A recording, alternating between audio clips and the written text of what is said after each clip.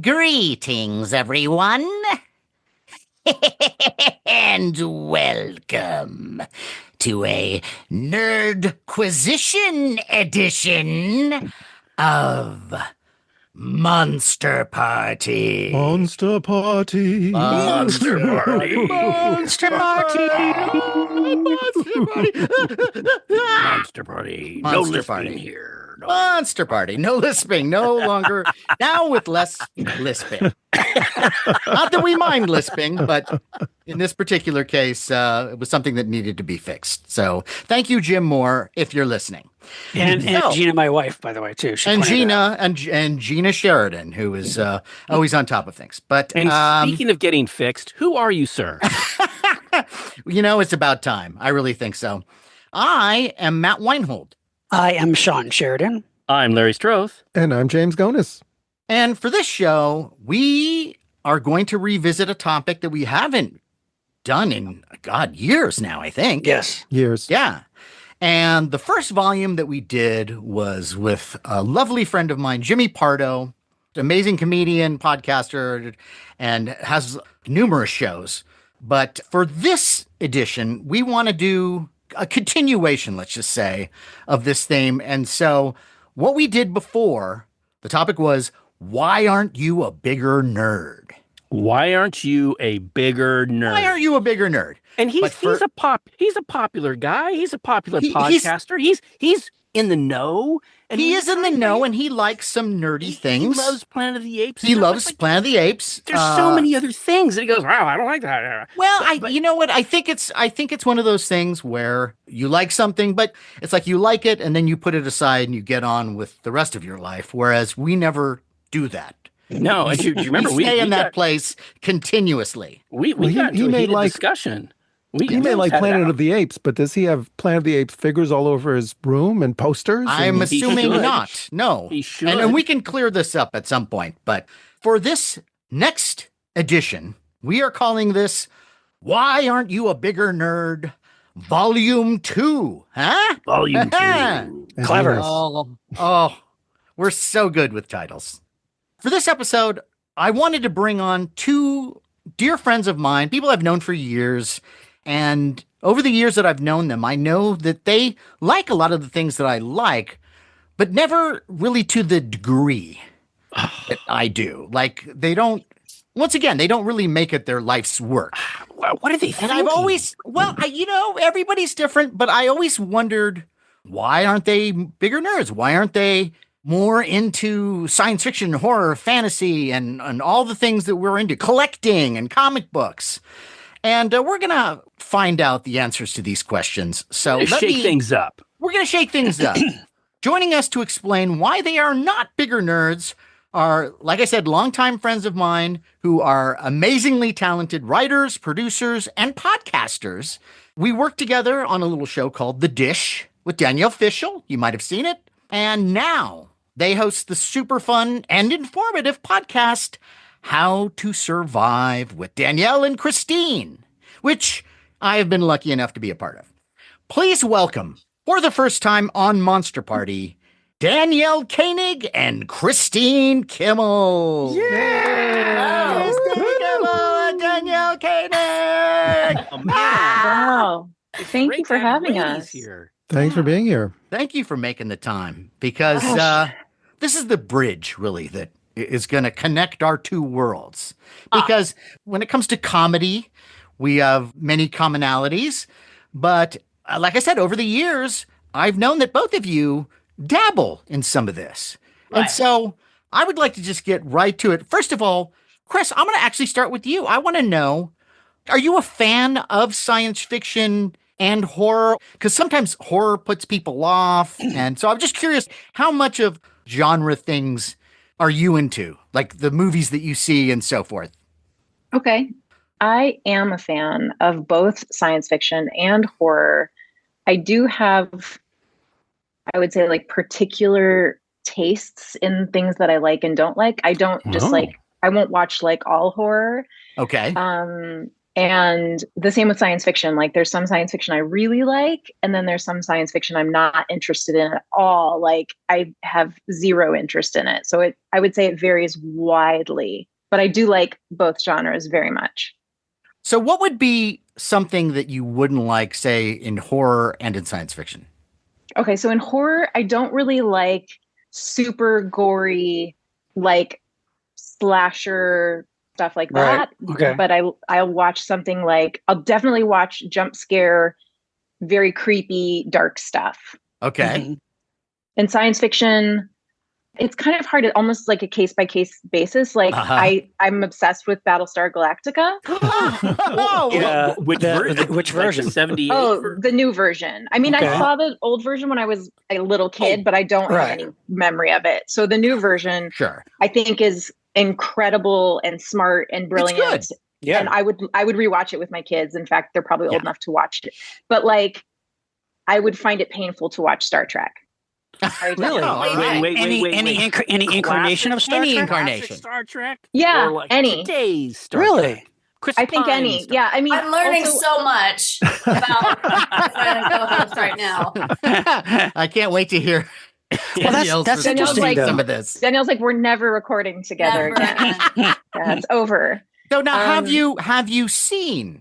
Because that's what I always, when people say they don't like Star Trek, I always wonder, like, what Star Trek have you seen? Because if you've only seen the original series, I know how, I can understand why some women would not like some of that Star Trek, because it does come from a different time. You do have, women all over the place wearing mini skirts, and, there are a lot of elements to that where I could see might put someone off in this day and age. Hey, But- they had women on the bridge. Well, okay? and they did. So No, you and know, again, it was a cut different them some time, and slack. it was making some headway when it came to representation at the time. But now, I mean, there are a lot of newer shows, I think, that do a great job of inclusion of race and gender and everything else, and are just great shows, are just great dramas. I'm a particular fan of The Next Generation, Star Trek Deep Space Nine. I'm not so crazy about like the newer stuff now, like Discovery, but I do give them credit for keeping the franchise alive and trying to have it reflect the attitudes of the time.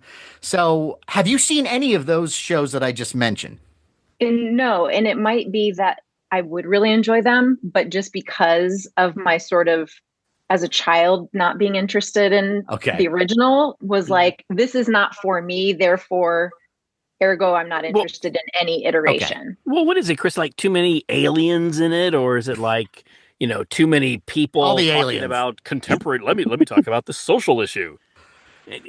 I don't know. That's a really good question. I think just the original felt like it was not for me. It was so slow. Is that? It felt dated even when I was a kid. James What says was? it's slow. No, And- I never got into it either in reruns Yeah. because for me it was really, really slow. And since then, all the other spin-offs, I'm sure, have been quality television, great writing, great acting, great effects. James, that's not I- really fair. But I don't feel like I can follow the continuity only because I didn't follow it from the beginning. And I know that's not fair, that I can probably jump into any one of those shows and still enjoy them, but I still feel like you an could. outsider. That's strange to me, James, because you can watch any old movie from the 40s or 30s or 50s where the pacing is just as slow, if not slower than the Star Trek at the time in the 60s. And I mean, maybe it does have a lot to do with nostalgia. I mean, it was a sci-fi show that I grew up with when I was a little kid. It was on all the time in syndication. I watched it. I loved it. It was on a lot. Yes. But I can still watch it as an adult to see how groundbreaking it was and how amazing writing it was for a the sci-fi concepts, show. the science fiction concepts. Yeah, Danielle, you said something. You said it's slow. I would take argument with that because, yes, of all the 79 classic episodes, not everyone is the most dynamic. But remember, it was for television, and you had to get your story rolling within that first couple minutes with the introduction before they go doodle-doodle-doodle. Mhm. So there are some that are really terrific. I'm sure there are. I'm just saying a common complaint, which I could understand, is that if you watch it now, sometimes it's really expository and it's just like, it's so much dialogue that now would be like, they would find another way Sure. to get to that point without Right. like doing having people do a treatise to each other. Right. So- Right. I could understand why I mean, I haven't even seen every episode. Like, Whoa. Interesting. I was just never that into it either, honestly. Okay, well, if folks, if you don't know, Yes. You should clarify this, Matt. if you don't know, I don't think I'm making any sort of huge No. revelation here, but Danielle is the daughter of Walter Koenig, who Guest of the played show. Chekhov on, yes, and she was responsible for getting Walter on the show, and he was fabulous. He was Thank you, so Danielle. great. So He was fun. We had a good funny, time. great stories. But so, because this is a question of mine that I've always had, the fact that you grew up in the middle of this, do you think that also had an effect on how you looked at it? I grew up, the show had already been over when I was born. My dad was an out of work actor for most of my Yeah. Right. Right. memories. He went off to do conventions Right. Yeah. with the show that he had been on. So I didn't have like a great connection with it. I remember thinking it was called Star Trek and like I had to be corrected. But I enjoyed all the movies. I mean, not the first one, but I enjoyed all the movies and everything. I remember watching it as a comfort show because honestly, it was such a slow pace that it made me very comfortable, but I don't remember like being into it. Right. Okay. Did you ever go to a convention with your dad? Oh yeah. What'd you think of those? Well, what was that like? It was the first time one thing I remember very clearly is learning about fan fiction. Uh-oh. Huh. Because I would see like, oh, Spock and Kirk are in love. Yeah. Right. Like, Very much in love. hand drawn, someone's just like mimeograph book that they stapled together Right. spelling. Right. Like I remember that kind of stuff. That was weird. Yeah. A lot of stereotypes about the conventions are true. Everyone was nice, but it's weird to be like next to someone who's being not just recognized and appreciated, but like in that very specific science fiction fan way. Right. It can be a little overwhelming. Right. No, I can see that. Yeah. Yeah. I remember when I discovered that fan fiction because, we've been going to these conventions. I went when I was, 7 years old. I would go to these conventions. In fact, there was a convention I went to where I won second prize in the costume contest as Box, the robot from Logan's Run. Nice. Wow. And it was one of my proudest moments. But so it just goes to show you what my life has been like. Danielle, it's really neat. Your dad he's so cool. He's gone to all these conventions, and I get it. He makes a few bucks and stuff. But sometimes it's hard for people to understand how much that show means to a lot of people. Yeah. When we had Denise Crosby on, she told us this amazing story about sometimes, you're signing and you get a little tired or whatever. And then there was this fan who was physically handicapped and he was really challenged trying to get up to her. And he gets up to her and he tells her how much she meant to him, and he's trying to meet all the Star Trek people. And she was like blown away by this guy's determination to have difficulty walking. And it was really cool. She got really emotional talking about it because she says, you never really know, what you're going to do for people, how much you make their day or their year or their life. Right. And your dad has done that.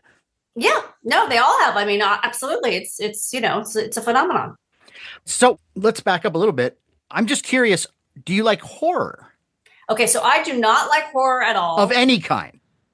Well, I guess it depends on what you define as horror. Thrillers would be okay. What? Thrillers like Silence of the Lambs type thing? Yeah, so I was going to say, when I showed my son Silence of the Lambs, because it's one of my favorite movies, I found out it's a horror film. He was like a little too young, I guess. And he was like, you didn't explain to me how scary this was. And I was like, I don't think of it as a horror movie. I think of it as like a drama but yeah, it was kind of scary. So I like that. I liked Heretic. I saw it this year. I thought that was really good. Heretic's great. Oh. Yeah. Yeah. So I like things that are like psychological like that. I don't like jump scares.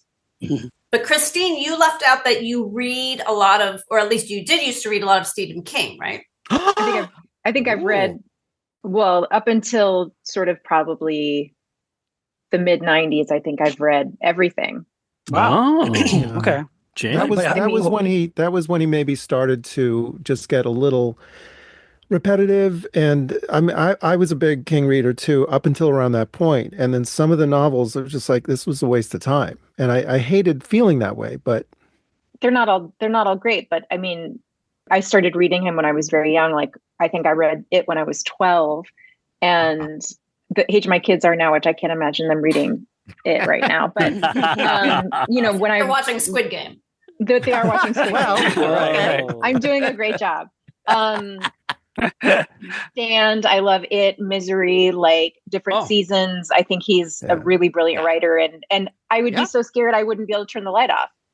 I just sleep with my light on all night because I think he's a master thriller horror writer. But Christina, if you like the books, then because Stephen King is one of the most adapted horror writers in film, so have you watched the films from his most famous novels? And well, no, I do think I think a lot of his films, or a lot of the adaptations, have been amazing. I love Misery. I think, I think the book The Shining is so much better than the movie, the film.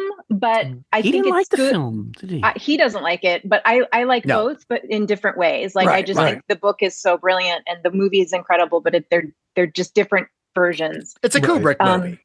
Yeah. Right. James, didn't he change his mind about that? Yeah. I mean, in time, time can make you change your mind, and I can understand why, but it's not the novel. Bottom line. No. Right.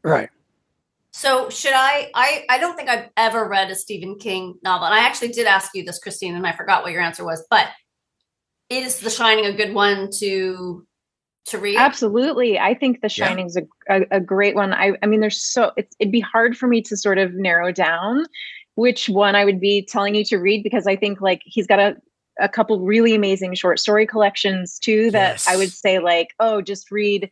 Is Maximum Overdrive the name of the story? There's a short story collection, or if that might be the short story. I think it's Trucks, right? It's Trucks, yeah. There's a Night Shift. Night Shift, which Night is Shift. it's an amazing short story collection. That's a really good one. So it's hard for me to. It'd almost be like I'd want to give you like 3 options and then be like, you have to pick from one of these 3, because there's so many good ones. I would recommend. It's one of my favorite King books, and that's Salem's Lot. And the reason I would want you to read this is because no film has ever really given it justice. Like there was a mini series that I believe was in the 90s with Rob Lowe. I thought got the closest to the feeling of the book. Yeah, the one in the 70s is fun, but it's not scary. It's creepy. The Barlow guy, the spooky kid. That's not Barlow. Come on. No. You make light of that. People freaked out at that. The little kid floating by the window. Chris, but for the time, Chris, Barlow in the novel is the most frightening, intelligent, scary character. I think it's in the top 5 of his books. I love that novel so much, and I wish someone could do it right. I was hoping this most recent one was going to be like everyone was talking about, it hasn't been released yet, and will it be released? And then it was released. And I'm like, this is God. Yeah, I heard it was really bad. Yeah, I didn't watch it because I'd already seen that the reviews were like not giving it any love, and I was like, I don't want to waste my time. Look, it's always tough when you have a great book and when people go, I love the book, and a filmmaker tries to bring it to the screen. It's always challenging, it's always difficult, and sometimes if you haven't read the book, like me, and I go see the movie, go, hey, that's pretty cool, that was neat, and then someone like James goes, that was horrible. But yes, you do that. Well, I mean, after you've read a novel, especially if it's several hundred pages, you've become invested in it. You take it a little more personally. Yeah. And you still want to see the adaptation, but then you have your own feelings coming out of it. Yeah. And I don't know if adaptations can compete with our own imaginations, because the books, we really do create our own worlds with our minds of what we imagine the characters to look like in the worlds. And so then when we see it, we really just see someone else's imagining of the story, and we're like, well, that's not what I envisioned. Right. So rarely are we satisfied. I have such a bad memory that I'm fine because I just go into it. I'm like, oh yeah, was this in the book? I don't remember. I can never remember and sometimes I like the book and the movie, and they are very different experiences, but you can like enjoy them both. Right. Yes. Yes. Get it right. James, And maybe then, you could you know, learn a lesson here. That reminds me, and I would love to ask the group, even though this isn't my podcast. Please, I think no. one We're good sick of it. example, one really good example of that would be Gone Girl. I thought that was a really incredible book, and I thought the movie was also really incredible. And I have not seen I Gone gotta Girl. read it. Okay. Oh, the movie I thought was great. Yeah. I think you should, Danielle, read that book. I think everyone here should read that book if you haven't read it. It's I wasn't really in love with the movie, but I heard the book is incredible. But Danielle, you mentioned like Silence of the Lambs. I think for me, what I like about the horror genre is that it's such a varied genre. I mean, you can have a classy, star-studded film like Silence of the Lambs, which is as much a thriller mystery as it is a horror film, and then you can have the slasher films and everything in between. I mean, there's kind of something for everyone. You can be a hardcore into the gore and or you could be more like a mystery to it, or monsters and creatures. Like there's just so much. I like spooky. Like spooky. I right. grew up watching Twilight Zone a lot. Ooh, yes. That's sort of the kind of thing I like. Like I loved Get Out. Like that kind of thing. Yeah. It's more like, something creepy's going on, but not like jump scares with monsters and or slasher things. You're not really a slasher. Right. No, Well, I totally get it. Yeah. We like all of it. Yeah. And that's why we're immersed in it. I like almost every type of horror film. I can enjoy a slasher movie, and Sean will say it depends on the mood. Sometimes, because when I look at a slasher movie, I think of it more of like a Tex Avery cartoon. Okay. Where I don't really take it too seriously. Yeah. Right. But what I love about horror, especially these days, right now, I think there is kind of a renaissance. I feel like the genre is being taken more seriously. Yes. And I also feel, and this may be a grand statement, but I really feel like right now the most important work in film is being done in the horror genre. A movie like Get Out that you just mentioned is so good, and it's such an interesting, unique way to comment on what he was commenting on in that framework. And that's also something that science fiction does through metaphors. Maybe that's why I was drawn to it. Yeah. Right. But there's a lot of movies. We have to talk about this at some point. I got to give you guys a list. I have I think a pretty good idea of what I think you would like. Did you guys ever see Hereditary? I've heard mixed things. No. I think my husband hates it with a Does he really? passion. I think so, but that's a scary one, right? It is scary, but it's not slasher. But it's disturbing though. It's disturbing. It is disturbing. It is disturbing. Come on, guys. But a more recent film that is quite the gonzo horror film, but also pretty clever and, for me, very entertaining, is The Substance. Have you guys heard of this? I knew you were going to say that. I saw it. We both saw it. What did you think? I liked certain elements of it. Okay. And I mean, I'm all in for body horror. Body horror doesn't bother me. Well, that's cool. Yeah, that's fine. Yeah. I had a bigger issue with plot stuff that bothered me. But see, for me, I see what a lot of people do criticize it. Though right away, I saw that they were kind of taking this exaggerated world. Yes. Everything's a little askew. It's not supposed to be realistic. It's a little cartoonish. And because of that, I went with it. And and the fact, the way that movie embraced the body horror and the monstrous stuff, I just loved it. I mean, yeah. We talked about it on our show because sometimes we get off topic. And then go Never on to body happens horror. here.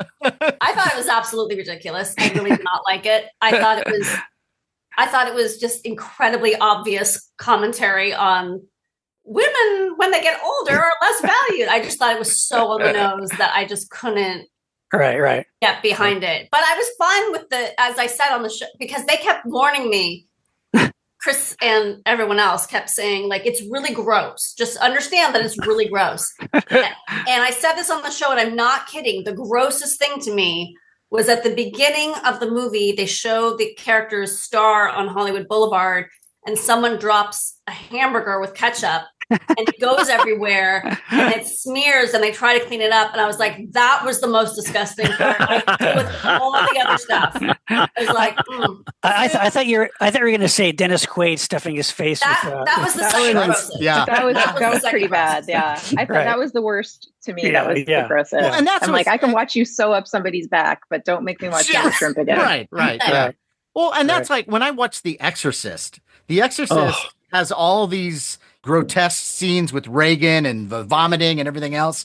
And yet the scene that most unnerves me is where she's getting some sort of a shot or intravenous procedure. At the hospital. Yeah. And seeing the needle go in her, I'm like, ugh. Because I can relate to that. And that's also the thing with horror films is that depending on what you're looking for when you're going in, like with The Substance, it's more the journey. Like before I even started the movie, I was with you, Danielle. It was pretty obvious what the whole point of this movie was going to be. Right. It's not exactly subtle. No, not at all. But everything else that happened was the part that delighted me. And I do love practical effects.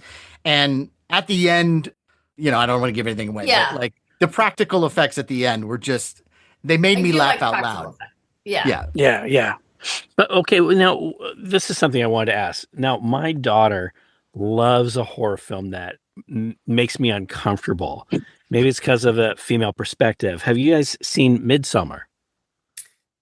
No, and I want to so much. It's on my list. It's trickier because we have young kids at home for us to see a lot. We always have to wait till they go to bed, and then oftentimes we're like, well, it's too late to start a movie.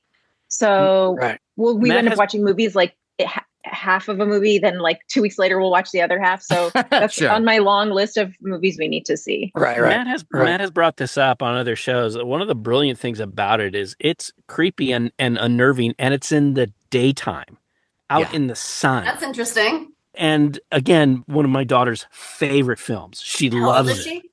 19. Well, there's that paranoia aspect to it too.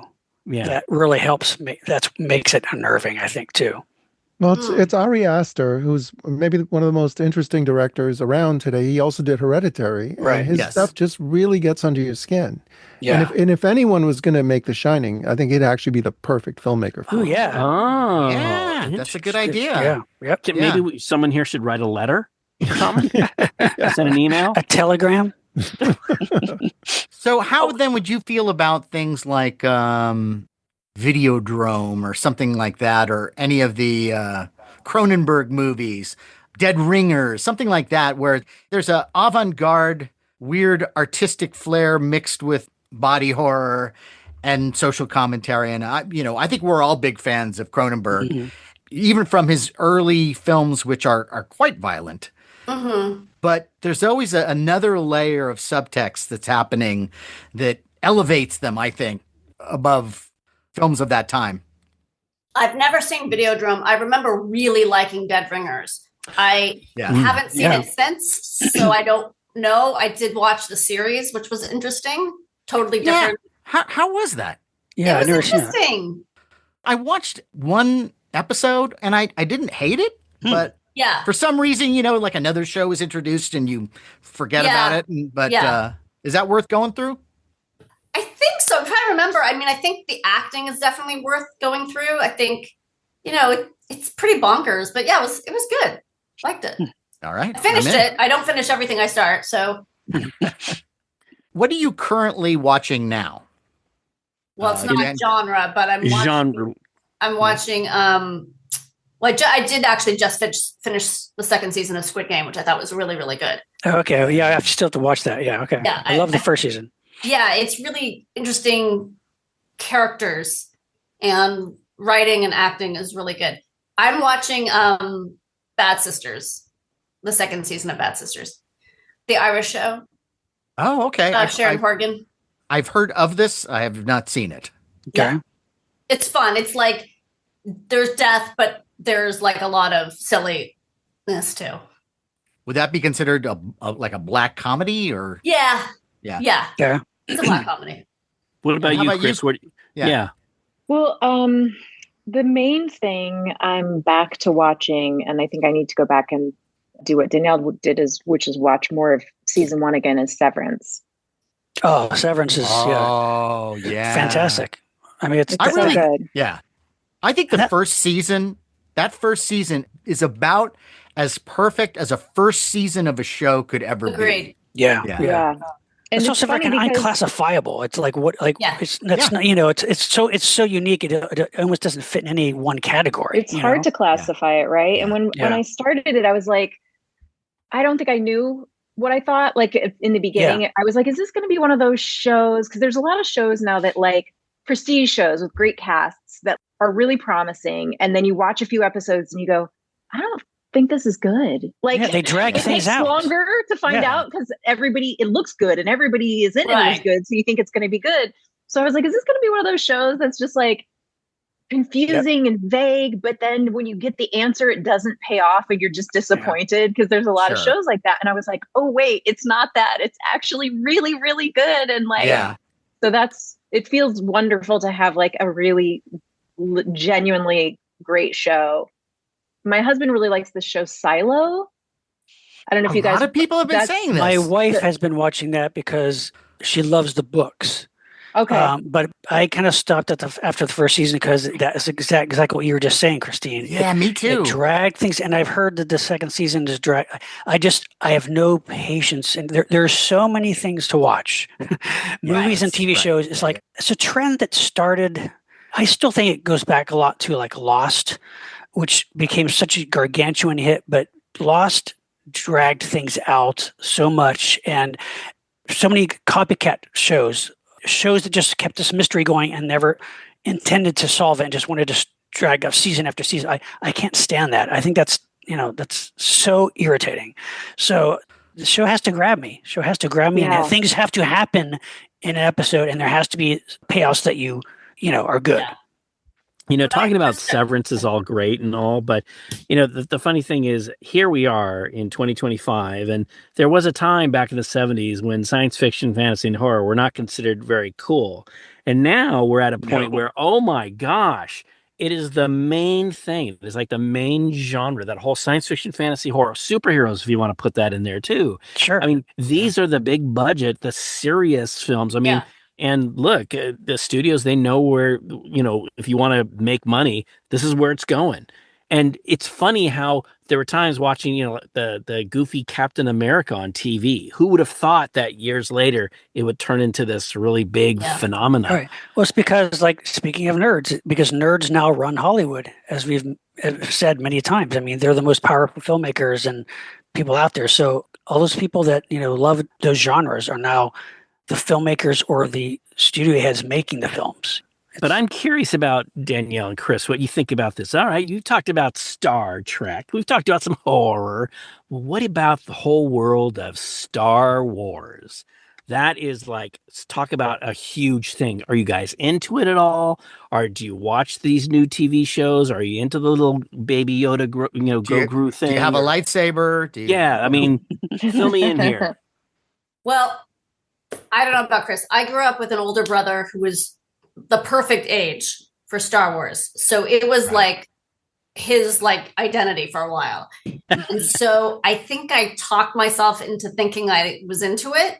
Yeah. But then when I was older and I rewatched the first movie, I was like, oh, this is terrible. Like, I don't understand. Interesting. Okay.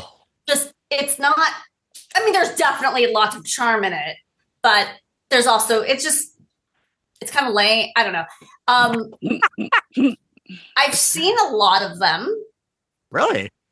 Oh, yeah. Well, I've seen the originals, and then with my son, Oh, right. I would go and watch those. And I think he kind of grew out of it too. I think Really? He doesn't say, "Hey, Mom, let's go to Disneyland and go on the old Star Wars ride." And you're all, He was always more into superheroes than Star Wars. Okay. That's right. That's So- right. Yes. Interesting.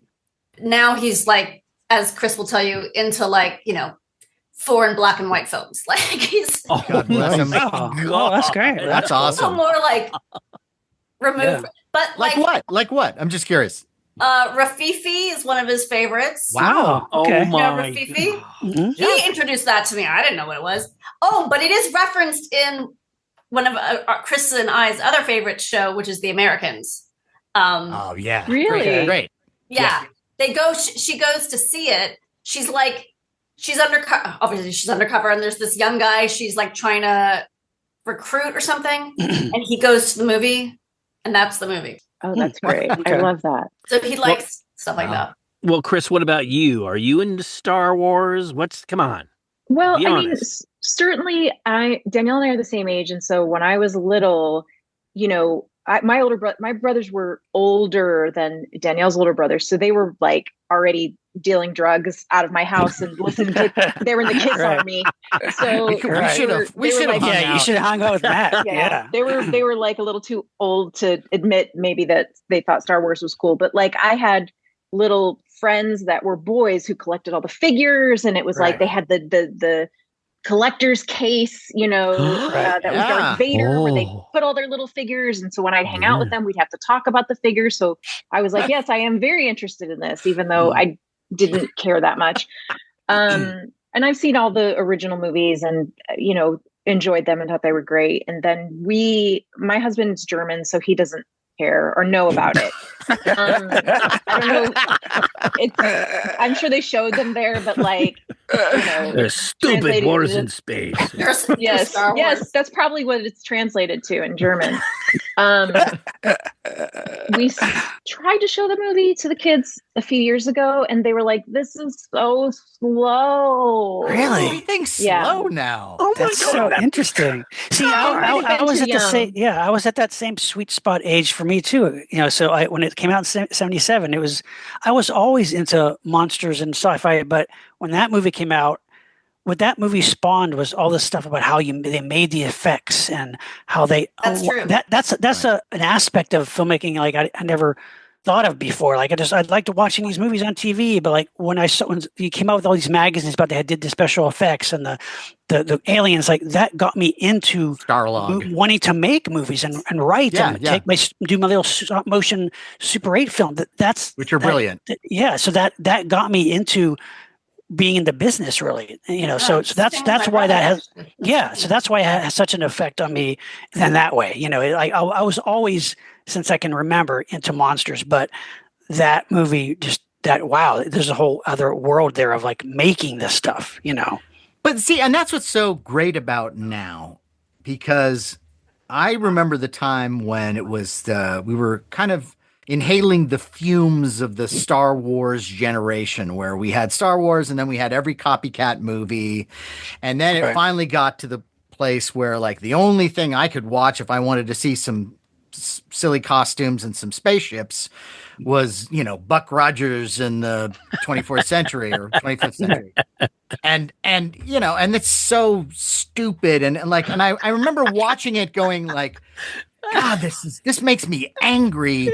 And like, why can't we have like, you know, and then you had to go to England and watch something that was done for, you know, $100 in some sound studio on video to get any kind of intelligence.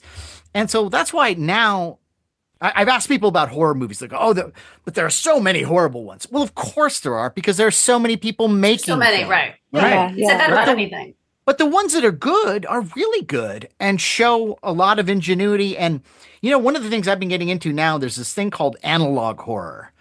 And analog horror is really, it kind of came from the Blair Witch Project. You can tell a lot of younger people watched the Blair Witch Project and Paranormal Activity and decided to do their own take on it. So you have a lot of these shows that were made by, you know, kids that were like 17.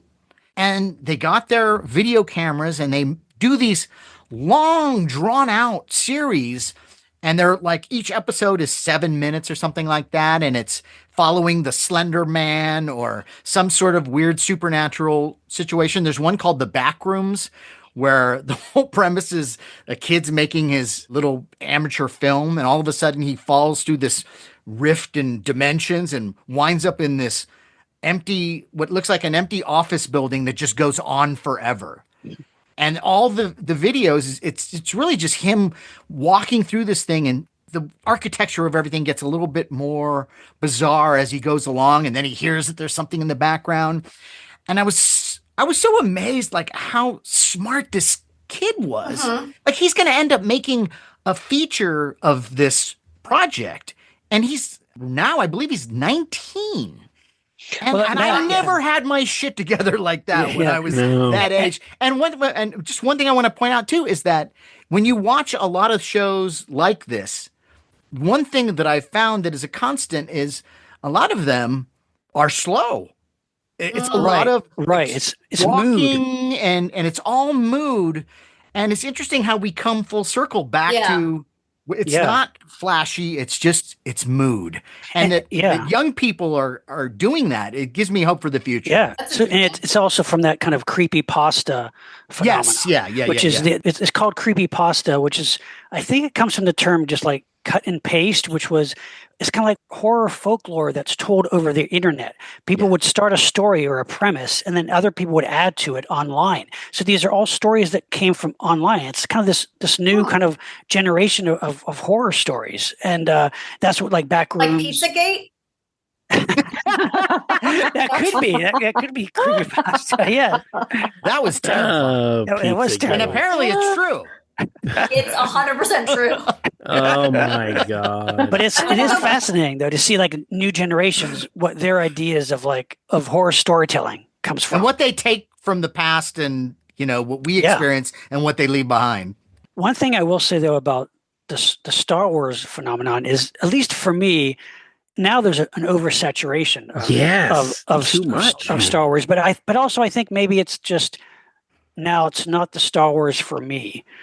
The new era of like creating these really expensive TV shows that are kind of like almost like the filler chapters between the big movies, like all the superhero shows on Disney Plus, all the Marvel shows and all the Star Wars shows. And they spent tons of money. They look like movies. I mean, they are movies. Yeah. They're 1 hour movies every week. It's insane, the money they're spending. But other than like The Mandalorian, which I really enjoyed, there's so many now that like I don't like the Skeleton Crew. We watched a couple of those, my wife and I. It's not that it's terrible. It's for 10-year-olds. It's for 10-year-olds. If I was 10 years old now watching, I probably would love it. I mean, I guess it's in some ways it's good because it's keeping the franchise going. But so there's also a point where, to me, it's just take a break. There's too much, Weren't the original movies for 10-year-olds? I mean, okay, watch it. Well, it's funny you should say that. I would say in a lot of ways they were. But to me, the originals were the 10-year-old within us. Yeah. Yes, See, totally. And that's what I think is wrong, Danielle. Sometimes some of us here are able to hold on to that inner 10-year-old child. I am too. I mean, I love the Muppets. Okay, so I love the Muppets. Okay, I had my own thing. It wasn't a slam. I'm saying that, of course, it's made for 10-year-olds because that's the whole sort of premise. Right. But wait a minute. But do you really think that Lucas was actually making a movie for a 10-year-old? That's what I'm asking you. I don't know. You guys are to me, it was like an that's what honest. he says. And I when think he talks about Phantom Menace, he goes, sure. Phantom Menace, but not the original. The original right? Star Wars was like an homage to the classic Flash Gordon serials of the 30s, and it was pulp science fiction. And it was supposed to be a one-off. It was going to be a one-off. There was right. no intention. People forget about that. There was no intention of doing the other movies. Lucas thought it was going to be a bomb. Right. If he had made the movie, it had been somewhat successful. Okay, great. But it did such phenomenal success. You had 20th Century Fox go, we got to ride this. So, and people forget that time of filmmaking. We said this many times, there are 3 movies that changed the way Hollywood looked at the genres and just popcorn movies in general. That was Star Wars, Jaws, and Rocky. All 3 of those were pure escapist entertainment. And so then suddenly you had an onslaught of movies that weren't like trying to say something important about society, or it was just pure. I would say Rocky is a character piece. I don't think it's sure, but I don't think it's a popcorn movie. Really? Well, no, and I don't think Jaws is either. I think Jaws is so well put together. It's so well scripted. They are arguably art films. They're that well made. Yeah. But they were so influential and popular that what Hollywood ended up doing was distilling them into the basic ingredients and saying, hey, this is exploitation. We can do other shark movies. They were kind of, They learned the wrong lesson from those movies. They saw the surface thing and people just like sharks now. We like that situation. We don't like.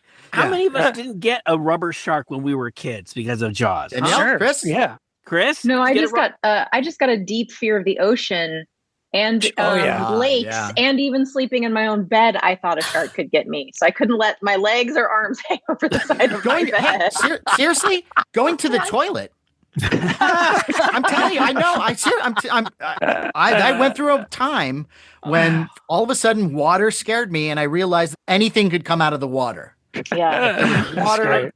And so there was a good month where I was just like, get on and get off. I went through this whole rubber shark thing. I could not get enough rubber sharks. Sure. And I still have a bunch of my rubber sharks. And, I would fill them up with ketchup and put them in our little pool that we had in the backyard. And take my younger brother's little Fisher Price characters and have the shark eat it and then spit out the ketchup in the water. It was so cool. I bet it wasn't for your younger brother. No, it was for me. It was cool. Yeah. But that's the birth of our collective nerdism, that we got so enthusiastic about this stuff that now all four of us are excited enough about it to go out and like collect stuff. And we all four of us have hundreds of action figures and thousands. Chris and Danielle, have you never been that enthusiastic about anything that you wanted to go out and like collect a whole bunch? Are you collectors of any kind? Don't you have a Battlestar Galactica figure? Come on, Chris. I don't. Maybe you need one. I know. It's hard to believe. A Cylon. Come on. Yeah, you can have a cool Cylon robot like on your shelf. Come on, it'd be cool. Salt and pepper shaker. They're like pushers. They're like trying to. I know. You guys are trying to instill us with bad habits. Chris will give you the first one. It's gonna first one's on me. It's gonna bring you so first much one's happiness. free. Well, I grew up with collectors, aka hoarders. My dad collected.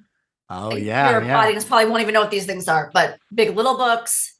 Yes. Yeah, you're right. He's a collector of many things, right? And pins, right? Buttons, pins. Not so much figures, but he has figures of himself. Right. Yes. As do we. Which I have one for him, by the way. I have one that I don't think he has. Oh, okay. Yeah. And then my brother collected. You know what? I think the Star Wars thing was actually like an FU to my dad. I never thought of it that way. I have. I've thought about it a lot.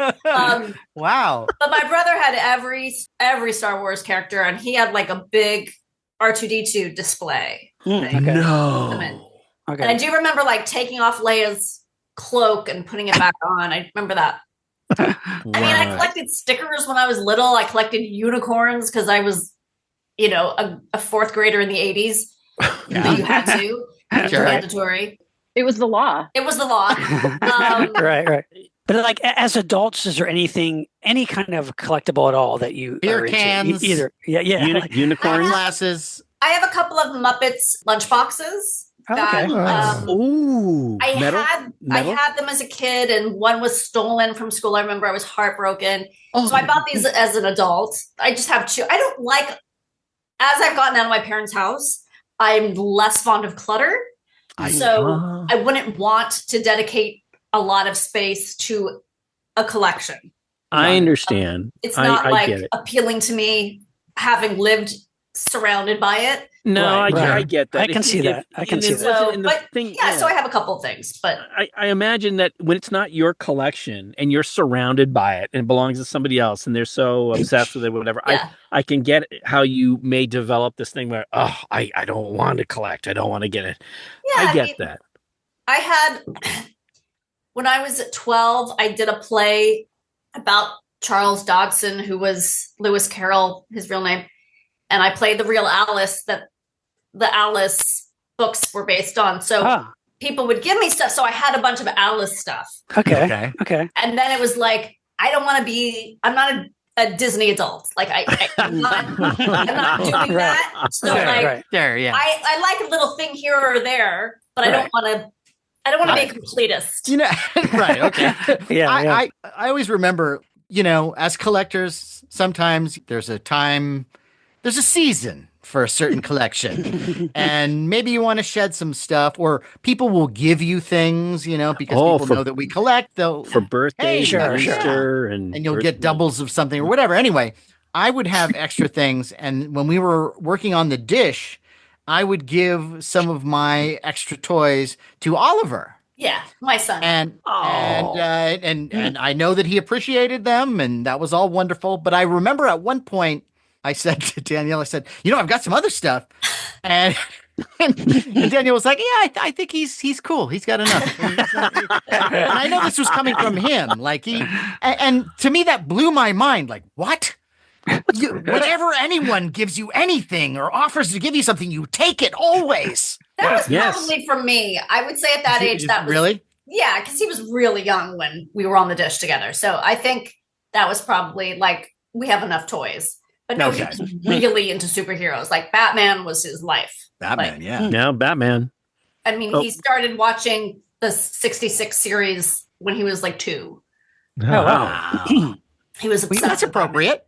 Well, yeah. And, well, speaking of superheroes, that's the other thing I wanted to ask you guys, because that's maybe one of the biggest, most successful franchise genres right now is all the superhero stuff. I mean, is that stuff that you two are into as well at all yourselves? Because of my brother and my son, I always say, like, I know a little bit more about superheroes than maybe your average middle-aged lady. But I was into Batman because I'm a huge Michael Keaton fan. Like, I'm the biggest Michael Keaton fan. Oh, okay. So that first Batman was like everything to me. I loved it so much. I had a soundtrack. Like, I did nerd out over that. Mm-hmm. So I have always liked Batman, but then when I had my son, we were full into DC and then also into Marvel. And I'm over the movies. I don't need to see them anymore. Like, I'm good. I think I've topped out. Same with him. Like, I think we're just good. But I really liked, you're probably going to laugh at me because you're probably going to think it's really stupid, but we really liked Hawkeye, the TV series. Really? I hated that series. I really liked it. That was It's nice that somebody liked it. really? I think it's so good. I really liked your big better with it. That, to me, it was like a F you to all the, it was like, what is, like, why am I watching? It was like this, it was terrible. I thought it was slow. Yeah, it was very slow. I do agree with you, though, Danielle, where I can see how many people I think feel nowadays that people are topped out because there's just so much. I'm done. But there's really like WandaVision. That was really fun. I like that a lot. I like that, Something different. But like, and I watched all the Avengers movies. Yeah. And now I'm like, I think I'm just done. Like, I saw that boring one that was not an Avengers movie, but that Marvel movie that was. Let me get the Eternals. Yes. Yeah. That was absolute garbage. Yeah, that was one of the worst times in a movie I've ever spent.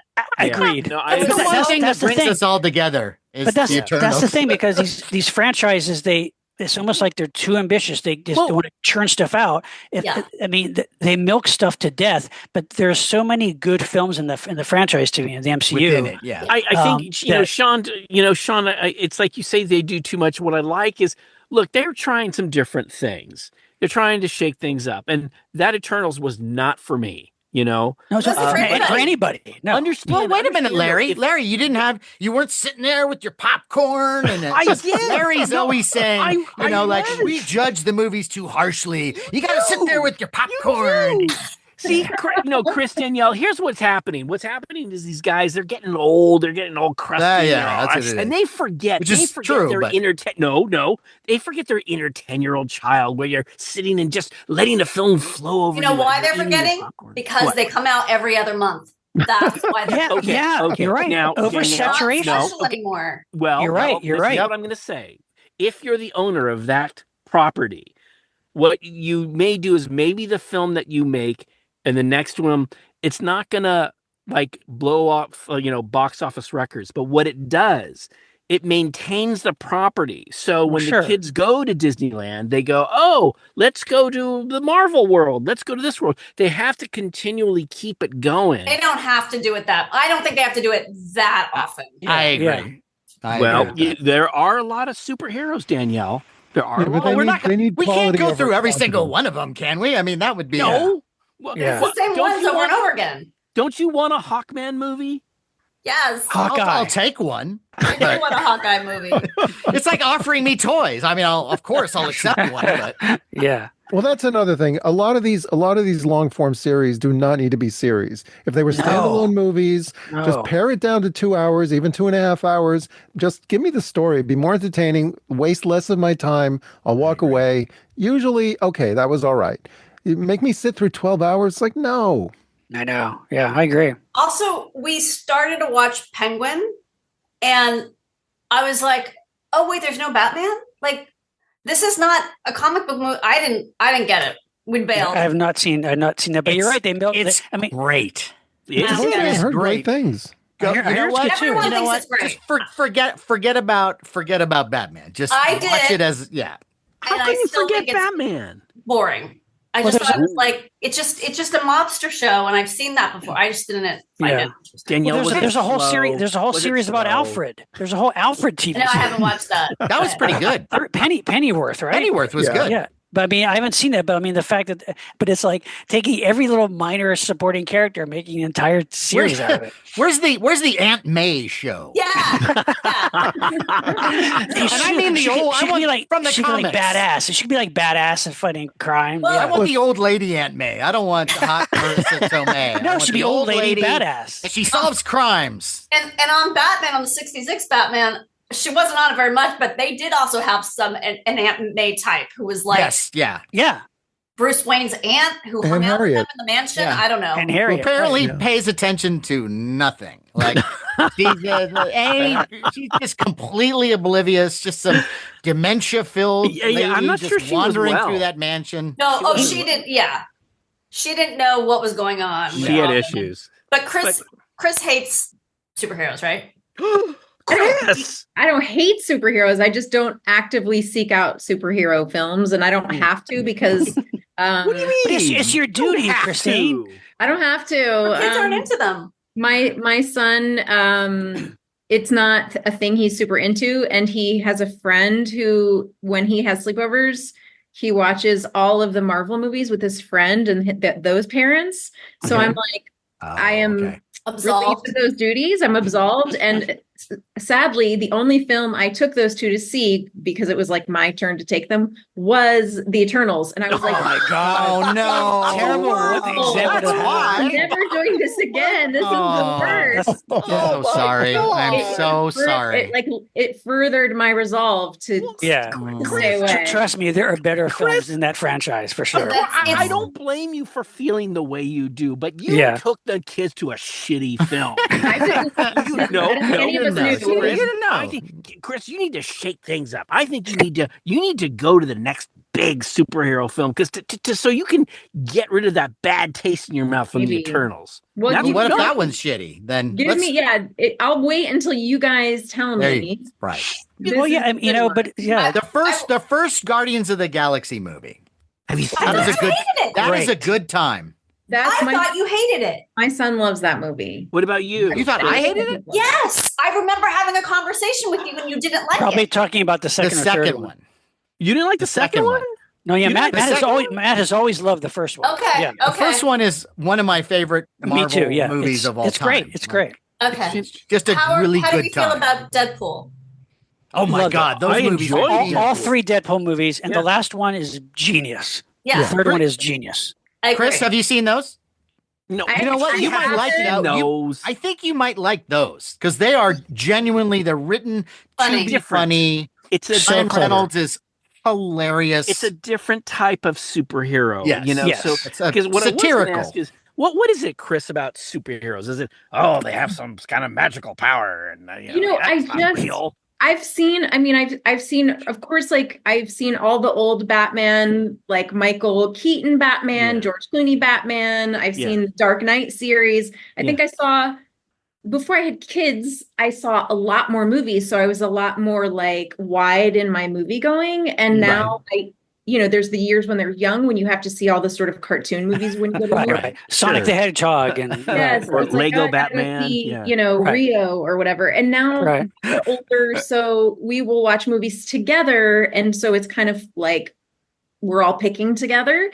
And Right. the rare chance that my husband and I get to see a movie, it's not going to be a superhero Right. movie. Mm, That's right, just okay, like right. not what I'm not going to Yeah. pick that because it's just a real like unlikely chance. I Right, want to. right. Chris, I do want to see the some of Deadpool these, in some of these Yeah, I think you like superhero those. films, in some of them, there's great emotion, there's heart, there's love, and strength and power, commitment. There's great power has great responsibility. These are great things.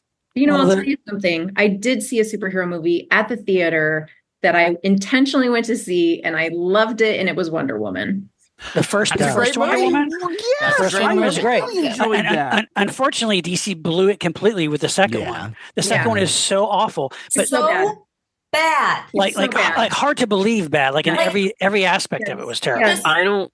Like They what could have happened? blown it more. I don't blame Patty Jenkins. I think she did such a brilliant job in the first one, and I think my understanding is there was a lot of pressure to include a bunch of things. Like I'm sure it was. Yeah. Well, everyone loves Chris Pine. We got to figure out a way how to get him in the second one. So it was all the wrong decisions were made. For that one. I'm shocked that anything in the studio system, especially now, gets made that's any good. Because I mean, you must have suits breathing down your neck like at all times, because these franchises are so big. To have a bomb is such a monumental thing. Yeah, It's got to be rough. I mean, I do give those directors credit for being able to handle that kind of pressure. Yeah. Jesus. I will say there's be a really interesting test coming up this year because both Marvel and DC have a big movie coming out, a new superhero movie coming out. We have the new Captain America film, which is the Falcon now. Yeah. The character of the Falcon, which has become the new mantle as the new Captain America. We have yet another reboot of the original Superman. Well, but have you guys seen the trailer? Yeah, but both trailers for both I think look promising, but it's very hard to tell. But I personally am excited about seeing both of those. Chris, whether they're good or not, who knows? I'm hoping for the Fantastic Four. Me too. Yes, that one too. Chris, have you seen the trailer for the new Superman? No, who's playing the new Superman? Is it Richard Ayoade? I wish. Perfect. Okay, that's a joke. He looks like this British comedian who's on every single game show. They have and the IT crowd. He's a delight. From the IT crowd. There's a shot in the trailer where it looks exactly like him. You know what it is? That's his Clark Kent persona, I think. Yeah, and I went to make... it's Moss. I went to make the joke on Blue Sky because it was like so eerie, and like 5 other people had already made the joke. Really? So much like him. You know what I like about that though? I like about unknown. Yeah, but in the trailer. This is just fleeting by what you see in the trailer, but I like the fact that you see the guy as Clark Kent and you see him as Superman. Yeah. For once, I can say I might not recognize him as Superman, being Clark Kent, which that's the disbelief that you have to put aside for every version of Superman and Wonder Woman. Wonder Woman and Diana Prince pretty much look the same. I would even say even the half mask. I'm gonna know, like even a Batman. I go right. That's Larry. You're right. You're right. No, you're right. no, it's not. I know. So that's Ben Affleck's chin. I know it anywhere. I know it anywhere. Exactly. I know those kissable lips. Chris, I recommend that you see the trailer because there's some little things in there that got me very excited. Okay. Yeah. Who knows? I hope it's going to be good. James Gunn has a good track record. He knows what he's doing. I put my money on him. I will check it out. I do like Superman. And what was the Marvel one? Well, it's called Captain America: Brave New World. I think. Yeah, I'm not so excited about that. Harrison Ford's in it. He's actually taking over the character that William Hurt was playing. I think. Yeah. Harrison Ford, is he? Yeah, I think so. I think he's remember the general character that William Hurt? Yes. I think he's that Thunderbolt Ross. Yeah, right. I think he's that character. So, and there's Thunderbolt Ross. There's a Thunderbolt Ross is the guy's name. That's President Thunderbolt Ross. Yeah. Isn't that sounding? He also does porn, yes, but no. But yeah, and there's if you follow the comics, there's a spoiler because there's also another character in that movie that's making its debut, and so yes, that's the exciting part for us. So we'll see. But I do like when Marvel does it right. I think they're great. So we'll see. Well, Spider-Man movies. Yeah, and I like and most of those, the recent batch of those I'm ready to love a Spider-Man movie. I love the Raimi ones, or the first two, Yeah, but me too. and I loved Tom Holland. Yes, me He's too. great. Yeah, I thought he was a great Spider-Man, but then they added the horrible Zendaya, and they all like, what happened? What fucking deal with the devil did we have? You had this Like, thing about she's in Zendaya. fucking everything now, and she's the Good. oh my No. god, she's so awful. They're engaged. Are you getting her confused with Selena Gomez? Well, I Not hard to do. have different issues with her, but yeah, this is my big problem with the whole Marvel franchise, the way it has been going. Initially, it seemed like there were some humorous moments that were character driven in all these movies, but it wasn't like, a searchlight pointing at the joke. Yeah. Someone got the note, hey, people like it when it's funny. So Right. every Yeah. one of these movies has the little routine with Thor and I was gonna say, Rocket. especially that Thor one. Hey, Thor, you know, Oh my Thor God, Love and that Thunder one is was unwatchable. ghastly. look, Like the Keystone Danielle, Cops. Like, Danielle, you and Yes. So guys are- awful. you guys are comedians. Don't you think it's good to have a bunch of this humor in these films? To make No. them more- Not if it's bad humor. Not bad No, humor, I no. think it works better when it's sprinkled in. Yes. Yes. And Yes. I think, except for like Deadpool, which is obviously a comedy, and Yeah, but they do it point of right. Yeah. But like, I find it jokey and embarrassing. Yes. That's the last Thor one. I was like, oh, you're all better than this. This is just right. embarrassing. Yeah. Yeah, It's like no, I they think didn't have any respect for the material at all. It was like the whole thing was a joke. Yeah, as Yeah. someone like, I'm not even that much of a superhero fan, but I can put my mind. I can Your put nerd my helmet on. mindset into that of a superhero fan and going like, this. You're fucking this all up. This is Yeah. not. Yeah. It's not a Well, joke fest. Yes. That's exactly it. Because we went through going from the 60s. Now, I know that Oliver liked the 60s Batman show, but when I was growing up, I took superheroes seriously. And I didn't want Batman to be a big joke. Yeah. Like now Right, I love the right. show, but back Yeah. then I was like, what is this? Yeah, that's the way I was. So then years went by, and then finally, with the Batman movies and Tim Burton making it dark, and even the Superman movie with Christopher Reeve was like, finally, Great. they're Yeah. taking this seriously and Respectfully. hitting the right tone. And Yes. and then something went wrong. Somebody upstairs got the note. They want jokes. So That's what everyone Richard had Pryor is. every movie had a gag Yeah. writer now, Yeah. and it's just Yeah, terrible. yeah. It takes you out of it.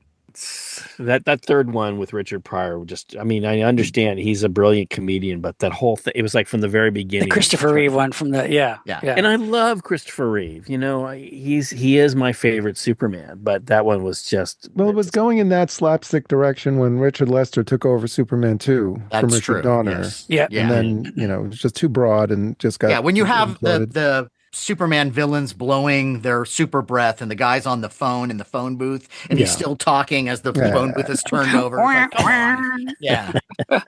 Yeah. So we've covered a lot of ground here, and I get a very good idea of where you guys are at. And one thing I want to throw out there, we occasionally will do cosplay. Have you ever done cosplay? Like, do you even dress up for Halloween, for example? Like now? It does. I do. Yes. Yeah. Well, that's good. Okay. I very much like to dress up for Halloween. but not as a superhero. I have. Really? Ooh. I one year handmade my own Xena Princess Warrior costume. Nice. No way. Yeah, Wow. with Wow. like fake leather, Good hand Lord. sewed and hand I need a painted, cold compress. Hold on. the whole thing. And Wow. That's that amazing. Wow. that was something I did. That was superhero adjacent. Yes. Sure. No, Sure. that's I'm with you. absolutely superhero. Were you That's- going to a party? Yeah. Or I was throwing a party. You're throwing a party. And were Oh, you really okay. into the show? I guess I must have been. Oh, Yeah. come on. Very popular show. Yeah. Xena is one of those shows I think that we all like the idea of it more than the show. Yeah, I think I thought that was really cool, the costume, and Yeah. that the show was fine, maybe a little bit like silly. Right. but sort of fun. And I was like, that's a really good Halloween costume. And this was so long ago that I had to go to like Walden Books at the mall, buy a calendar of Xena Warrior Princess to get the details of the costume. Oh my gosh, yeah. Wow. You couldn't That's commitment. internet. I Like, know. it There was no that Google. long ago. Isn't that crazy? Crazy. Great. Yeah. Yeah. So it was Did you involved. channel Xena though? Because that's like a big part of the cosplay philosophy is that you channel the character, and that's part of the fun of it. I mean, I guess I don't know exactly what that means. Like I I don't know either. James. Like You step into it. Part of what attracts you to the costume is like, yeah, I can project myself into that character. Okay, you know? let me take a step back here because I got a question for our friend James. Okay, I hear you, but it's like when we were at Comic-Con and you were dressed up as Jarrell, you weren't walking around going, my son, he's gonna be doing this. Yeah. You Why know, didn't you do that? Sometimes I did. Sometimes I actually did. Sometimes. You weren't there. You weren't looking. Sometimes. Well, that's not channeling. Well, you know, what was cool was we were at Comic-Con and James was dressed up as Jor-El from the Christopher Reeve film, and I had a Superman costume that was like a Christopher Reeve-esque one, and we went by the DC booth. And we were filming something for Monster Party, and there was these publicity people there. They go, "Oh, you guys look great! Do you remember that, James?" And they took Well, pictures of us she was a young publicist, and she was eager to take your video, but she didn't know who I was supposed to be because she was too young to remember no. the Oh. Seen that 1978 Superman. Right. And this is a crazy. DC employee. Jor-El, that's great. Marlon Brando, like Marlon who? But Jor-El No. wasn't God. invented for the movie, was he? But his look kind of The Yes. look was, I guess. Yeah. yeah, and Yeah. James had it down too. Look, James, by the way, James, 1 year at Comic-Con, I think you'll appreciate this. James went as, do you remember, did you ever watch Boardwalk Empire? No, but that's what I just told my family we need to start watching. It's good. It is good. And so there's a character in it who comes back from World War One, and he's got like part of his face has been blown off. And back then, people who had those injuries would wear these masks, and it's almost like a Phantom of the Opera type thing. Okay. half mask, right? Yeah, Disfigured. And 1 year for Comic-Con, James went as that, and it was so inside, and I was That's so great. I was so impressed. Like, Thank you. and- Well, and- very few people got it, but that was part of the fun of it. right, Right. exactly. Yeah. Sometimes you have to son- just do it for you. Yeah. I'm not a dresser-upper, but my son, when he was little, we would go to the LA Comic-Con, and his thing was he would pick like the more obscure character, and he would make the costume. Yeah. So Nice. 1 year he was Mr. Mizixaplex. Nice. Right. Okay. Oh. I'm impressed that you know that name. That's great. Did the best I could. 1 year he was Plastic Man, and he got like a fake plastic arm from Nice. Amazon. Wow! So it Wow! was really cool. Wow. And 1 year he was I don't even know the character's name, but he has like a blue hat and like a scarf. I don't know. I can't remember what it was, but he had like a I should know this. boomerang. What? Boomerang from I think the Flash villain. Oh, What's the okay. guy? Yeah, Not Captain Boomerang or Mr. Boomerang. something like that. Yeah. So, but he knew that going in, like he picked someone obscure. People might not know who he is, but when someone would recognize him, he would get, pretty excited. Yes. Right. And that's awesome. Yeah. For my 40th birthday, my wife, who we were dating at the time, she got me. She knew that I wanted this. This was like a kind of a bucket list thing. I always wanted a gorilla costume. Who doesn't? Yeah, every kid growing up wants his own gorilla costume. Yes. So she gets me this thing, and I open it up, and I'm almost, I'm verklempt. What? This isn't happening. And so there was one year we go to this party for a guy who did makeup effects, and he would have these giant parties and incredible people walking around with his makeup stuff on. And we're walking around. She's dressed as Wonder Woman. She looks fantastic, and she's getting hit on by like everyone in the universe. And then I'm in this gorilla costume. And I swear to God, I had more women pinch me in my ass than ever in my life.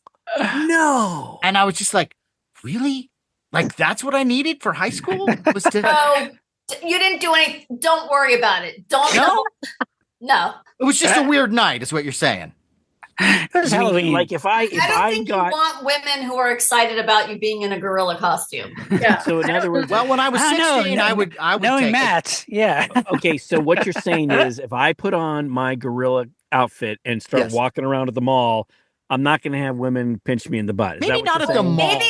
Maybe it was because he was with Carrie and Carrie looked so hot, so they assumed whoever was with Carrie You know what? was also hot. That, No. you know what? That They might didn't be know. right. They didn't know. And then I would take off the mask and then, and they, So, Danielle, speaking of Comic-Con and your dad going to convention, I mean, do you both of you now go to any kind of conventions of any kind like that? So I haven't been to Comic-Con since I was a kid, the actual Comic-Con, and it wasn't like it is now, obviously. So I've never Yeah, now gone. it's just insane. Yeah. Yeah, I've never gone as an adult. So like I said, I used to take Oliver to, it was Stan Lee's thing, and they Right. changed, they seem to change the name every year. but- Yeah. So I Right. took him for a few years, and then I think COVID happened, and then I think he just kind of grew out of it. Right. Okay. But yeah, it was fun. It was really fun. I he'd get a pop figure, and we'd hear a panel on something or other, and Right. he'd look at comic books, and it was fun. I really liked Yeah. it. Christine, Comic-Con? No, I've never been to it. I was just never part of that world to be able to like get to go for work or anything like that. But Right. I've heard it's like a really crazy fun time. Yeah, it's. I They're mean, fun. it's now. It's just. I mean, the Comic Con, especially San Diego Comic Con, is just like the biggest pop culture like event in the world. Oh my God. It's You have insane. to wait. You have to wait like a day or longer, like overnight in line to get into some of these panels. Yeah, Mhm. yeah, it's And crazy. there's nothing I want to see that bad. No. But yeah. one thing But I what's think I want to do now is I want to go to the lesser panels. I want to go to the ones that are like, Fully work. Christian superheroes, something like that. Right. Just really I wanna- aims in you in a Right, conference yeah. room.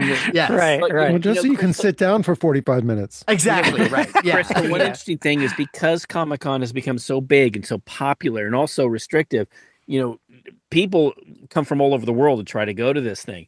Because of that, you've had other Comic-Con type conventions like the LA Comic-Con pop up Right. all over the country. Yeah. And the great thing about that is when it used to be San Diego Comic-Con was the only thing around. Now they're all over the place. And you Yeah. can have some kid growing up in Montana going, Yeah. hey, let's go to the little Comic-Con down here, and, Yeah, they and talk they like can that, go too. and meet other kids who like to dress up or Right. fans of superheroes or horror or science fiction. So it's nice. Well, There's a nerdism- Doctor Who convention that sells out in like 3 minutes. Yeah, it's Amazing. crazy. Nerdism used to be, I can remember when it was confined to the Star Trek conventions that Creation put on Yeah. back way back in the 80s. Yeah. Now it's like the hundreds of thousands of people at Comic-Con and nerdism is mainstream. And I went to the supermarket last night and they have a bin when you walk into the supermarket of Hot Wheels cars. And there was a man who was like in his 40s going through the Hot Wheels. And it's like, I know Yes, this is that for was your me. kid. This is for you. This is for you. And you go anywhere like where they have collectibles like Walmart or Target. And it's guys of our generation, and it's Yeah. and we're not the closet nerds anymore. Now it's everybody.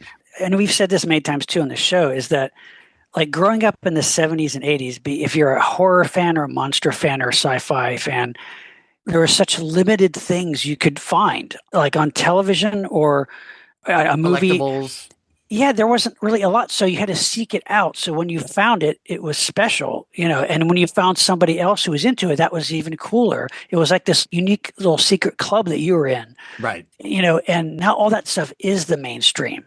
Yeah. So it's just that Very different. Yeah. I think it's just hard for younger generations to understand that. It's like it was our stuff. It was special to us, and so yes, in a way, it's good that there is all this stuff everywhere. But there is a little bit lost of the kind of like Sure. that special quality to it that like it's your own. Now it's Yeah. everybody's. Yeah.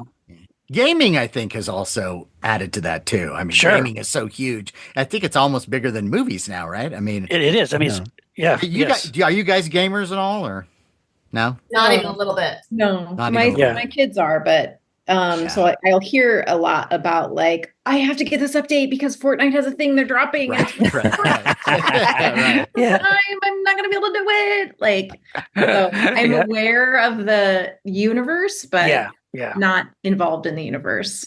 Yeah, my gaming stops at Wordle. Yeah. Same. Well, you know, Same.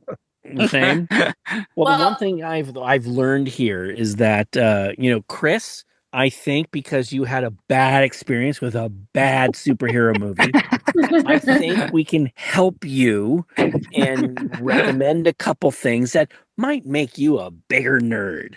Yeah, so I'm trying to put this whole thing together. So, Chris, to get you to be a slightly bigger nerd, maybe a single Battlestar Galactica figure. Yeah. You know, at just the right moment. Maybe that'll kind of turn you a little bit. Maybe not, but Think I about can it. always hope. A sexy Edward James Olmos. Hey. Yeah. No, I think there are Right. sexier people on that show than All right, the- make a all I list. know. Make a list. And Danielle, you're a tough one because I feel like you've had a lot of this stuff. You know, you've been exposed to a lot of it, so I don't know what anything. Right. I would say that there are some movies I think I can put your way that I think you'll like that are right in that sweet spot that you were Okay. describing, where they're not too violent, but it's a lot of mood and creepiness. Okay. And, Right. I and do yet have a not question. too slow. I do have a question for you guys. Yeah. Can you recommend to me a science fiction TV show? Not that it takes place in space. Okay. I don't want it in space TV show, but something that's kind of weird along the lines of like Lost or Severance. Something. Is there anything you could recommend to me? Oh, well, Matt, my wife and I just started watching a show that you had just recently recommended to us. It's a limited show. It was a couple of years back, only 8 episodes. We're 6 episodes in, and it's fantastic. It's called Bodies. Oh, Bodies. Okay. Yeah. It's kind of Time travel. time travel, but it's very it's really hard to describe. but Really unique. It is so well done. Okay, I'm gonna write that down. And it's not, it's very thought provoking. It's great. And we only have 2 episodes left, but it's really good. That's a great one, Matt. Good. I'm throw glad to you us, enjoyed that. throw Yeah. to us. That was It's a ba- turn. Jason Lindsay turned me onto that. Yeah, it's based on I think it was a graphic novel. I think a DC Yeah. graphic novel. But it's really good, really well acted, and just fascinating. Cool. So, I mean, this is a slightly older show. It has a kind of an X-Files vibe to it, but I thought it was a series that got better and better as it went along and explored some really thought-provoking ideas. And that was a show called Fringe. Oh yes, Yeah, I've heard of Fringe. yes. Yeah. Is that Whedon or no? No, well, J.J. Abrams was the It's executive J.J. producer. Abrams, right. But I think he was really more just the top guy who. I don't think Executive he was producer. involved with the. Yeah, I don't think he was. Doesn't creative. seem really like his normal. No, kind because of that's why I movie. worried about it. I thought, oh, it's J.J. Abrams. Actually, my wife got me into that show, Yeah. and it's a really good. Is that Nathan Fillion? Is he on that? No, you're thinking of maybe Firefly. I'm thinking of Firefly. Which is It's also also a good, great show. but that's Yes. space. Isn't Yes. the woman on Fringe the woman from The Last of Us? Yes, she is. Yes. Is it Anna Oh, Torv? Melanie Linsky? No, she's blonde. Blonde. The woman who's with Pedro Pascal. Anna Torv. Yeah. Okay, Oh, gotcha. Okay. She was also in that Mindhunter. And Yeah, Mindhunter. is Mindhunter. great, too. Matt also got us onto that. Great dark, I not love really Mindhunter. horror. But Mindhunter was Oh, so good. isn't I'm it so happy to hear fantastic? that. It upsets me so much that it didn't come back. Like I Danielle, love Yeah. did you watch Dark? Dark is yes, good. Dark too. It's Yes. so good. Okay. Dark is one of those shows that you almost have to take notes to. So is Follow it. Bodies. Bodies and Dark Yeah. are kind of similar, and they're both Okay. great. Buddy's Um, not French, is it?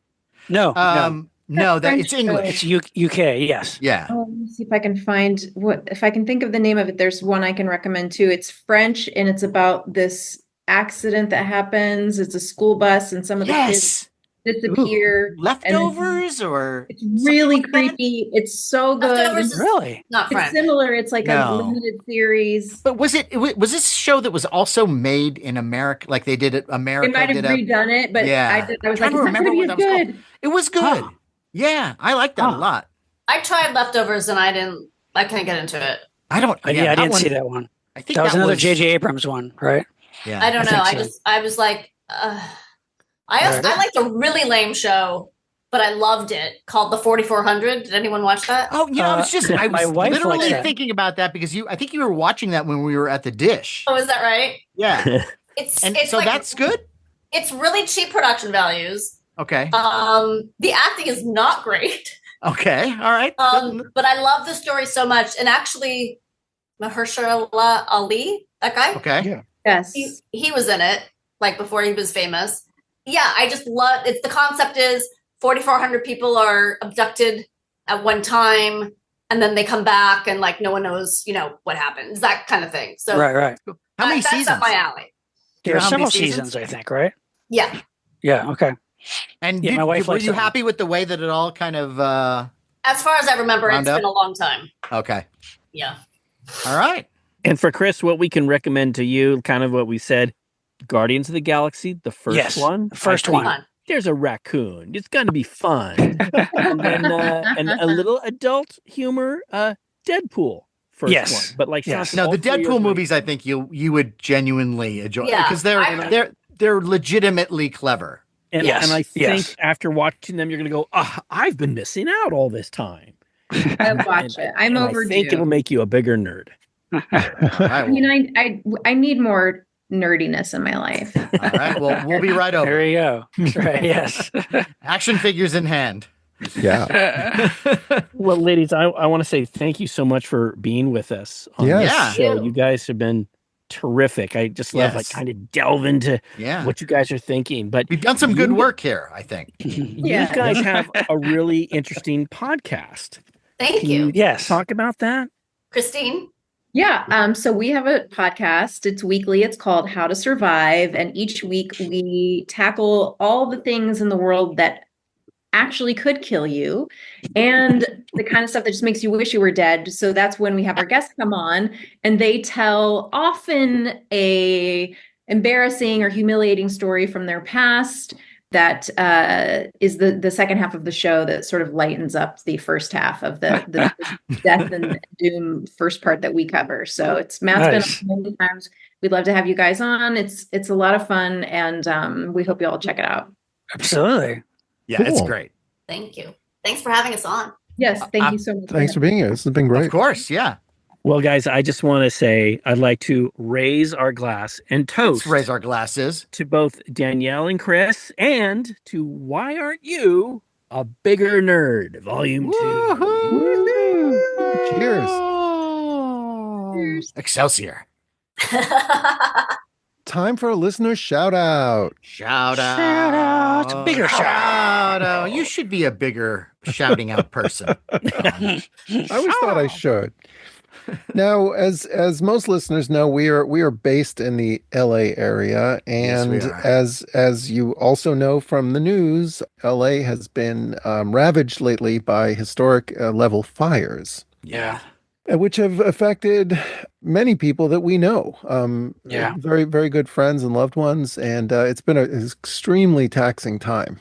Yeah, I mean, it's raged, and you've seen the footage on the news, so you know what we're going through. And it's been tough for everybody. Luckily, Sean and our houses were spared. We were not in those areas. Yeah. Yeah. But our hearts go out to anybody who had any property burned down or damaged, or whose lives have been affected in any way by these fires. And so we'd like to give a shout out to those people and to the people who fought those fires, because Yes. they have been doing an amazing job.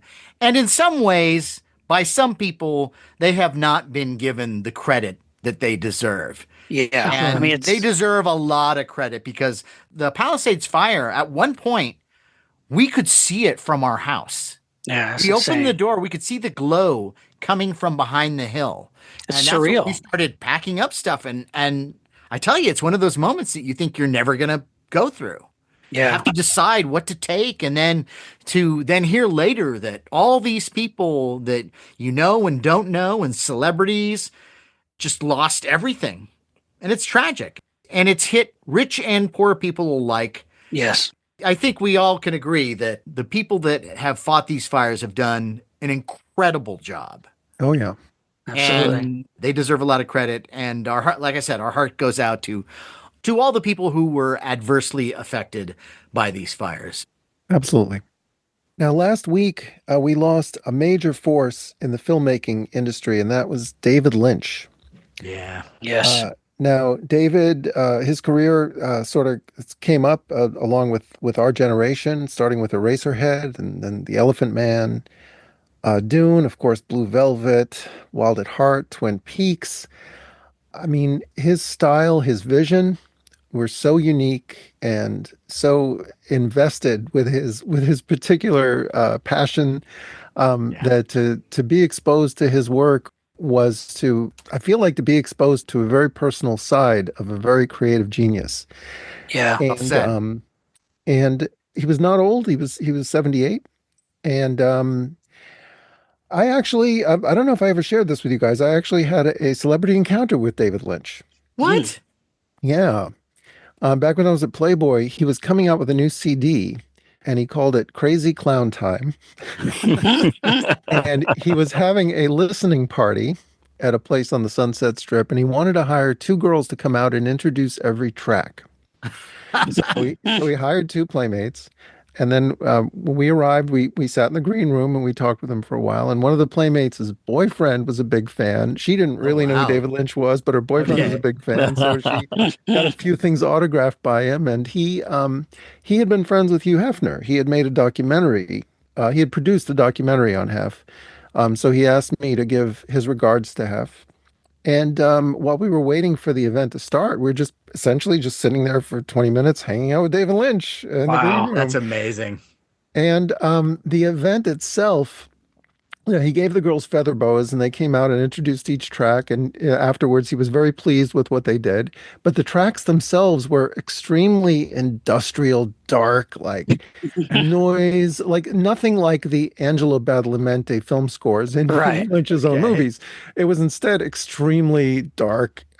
More like Eraserhead kind of soundtrack. Exactly. Yeah, right. And so after the listening event, we walked back to the green room and I felt compelled to say something. So I think I said, well, that was something that was unusual. I don't remember exactly what I said. No. I didn't actually need to say anything, but I felt like I should have. But anyway, he was very normal. He was very, very nice, very professional. And it's I'm still a fan of his version of Dune. Me too. I'm a fan of so much of his. Yeah. I mean, it's weird, but he's a filmmaker too, like kind of like Stanley Kubrick, where like a Lynch film or a Lynch production when you see it. Yeah. It's just his stuff is so compelling. Even stuff maybe some of his work maybe that didn't work as well or is more obtuse or not as accessible. But I find most of his stuff just absolutely fascinating and so memorable. Like it sticks with you. Yeah. I mean, Twin Peaks for television was groundbreaking.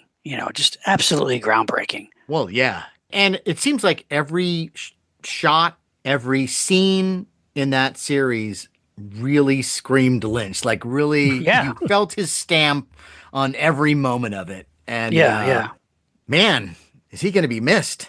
I know. Yeah. Blue Velvet was, I mean, he's done so much since Blue Velvet that it might kind of be easy to overlook it a little bit or gloss over it, but that's an astonishing film. Yeah. Absolutely. And he could one of my favorite films of of all time. Mine too. Yeah, he could literally one of the best filmmakers at visualizing nightmare images.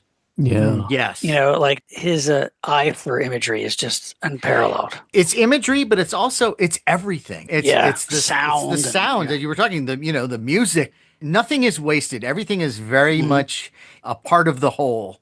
Just a rare talent. Yep. He'll be missed for sure. Rest in peace.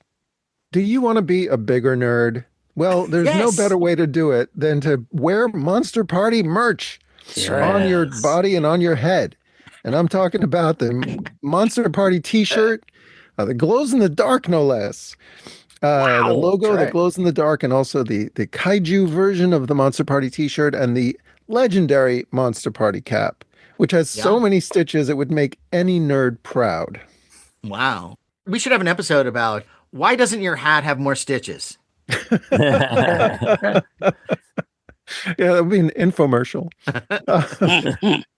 And you know what? It's not just that. It's the Monster Party shot glass. It's the Monster Party PPE cloth mask. Mhm. You know, it's a wealth of merch, and you can find it on our eBay store, which is Monster Party Store on eBay, or just go on eBay and type Monster Party Podcast Cap or Monster Party Podcast T-shirt, and it will come up. And if you order our merch and also happen to be a Patreon member, we will throw in free surprise goodies, courtesy of our good friends and fellow nerds, Jason Lindsay of Bip Bang Pow Toys and foam fabber extraordinaire, Ted Haynes. Two people who I think we'd all agree really don't need to be any bigger nerds. No, I think they're fine. Yes. they're big enough as it is. Yep. Now, Patreon. Yes. Yes, James. Yeah, I know that we, you know, Do you? It's familiar. It's familiar. I want to say that I've Ringing heard a the bell? word. I've heard the word before. I want to say I hear it every 2 weeks, but You're too busy being a nerd to remember. It's true. You know, your nerd duties are overwhelming you. Well, what can you refresh my nerd memory, please? Okay. Well, much like huge nerds pack their every waking moment with genre-fueled thoughts and actions, Patreon makes it possible to fill a Monster Party fan's every moment with our podcast-fueled bonus content. Oh, yeah. We're talking our special audio episodes, our shows like Monster Party Masterpieces, Monster Party on the Road, our popular Toy Time series. We also have our legendary Japan trip video diary, behind-the-scenes convention footage, and vintage sci-fi and horror fiction edited by our resident Lyscarian, John Bordeaux, and more. Wow. Well, you know, if there's one thing about nerds, they can never get enough. No. But I got to say, as a nerd, I spend all my money on collectibles, so I don't think I can afford this bounty. How much does it cost? Well, for the price you would pay for the Monster Party Guide to Being a Bigger Nerd pamphlet that we'll throw together the minute you actually want to buy it, you could become a Monster Party patron. And that price is $5. $5 a month. What? That's a Yes. bargain. And that is a bargain. You can't get a deluxe Eternals action figure and Blu-ray gift set for that price. No, that's way too much money. Yes. Not yet, anyway. Yeah. Right. Well, okay, that's a bargain. I'm in. How do I join? Well, all you got to do is you go to patreon.com, you go to Monster Party, you click join, and next thing you know, you'll be as happy as a 60-year-old Spider-Man cosplayer with a brand new pair of Spanx. And let's remind our listeners that we are on social media. We are on Facebook at Monster Party TV, YouTube, Monster Party TV, Twitter, now X at Monster Party HQ, and also Instagram at Monster Party HQ. And hey, wherever you're listening to us, whatever platform, please take a moment, send us your thoughts. We'd love to hear from you, and we will read them on the air. And not only will we read your review, we'll somehow work it into our taboo-busting series of fan fiction. On that note, I am Matt Weinhold. I'm Shawn Sheridan. I'm Larry Strothe. And I'm James Gonis. Keep America strong. And do whatever it takes to become a bigger nerd. But just to warn you, that Star Trek is really slow. Told you.